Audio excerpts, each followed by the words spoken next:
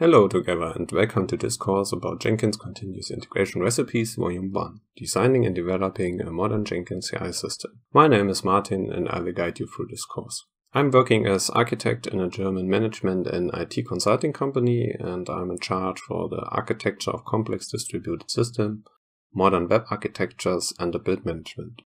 I'm also involved in the software craftsmanship movement, and I work active on different open source projects, for example Jenkins, the Galen framework and native script. So let's take a closer look on our course overview.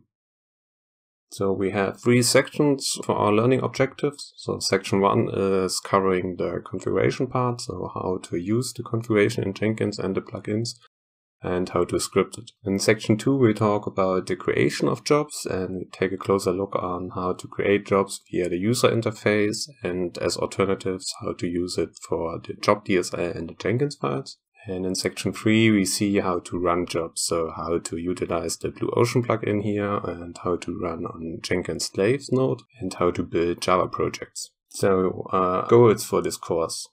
First, to get a local up and running setup with GitLab and Jenkins on top of the Docker stack. And at the end we will see how to automate the configuration in Jenkins. We will also learn how to apply the best practices here. We will see how to manage builds, how to utilize nodes, so we will see what's the best case for using nodes. And we will also see the differences on the job DSL plugin and pipelines and where you can use each one. So the requirements for the course are the following. You need the most recent Docker installation and you also need the Git installation. On Windows you also need a bash installation, so for example Cygwin. And after you have all the requirements met, you have to tweak Docker a little bit.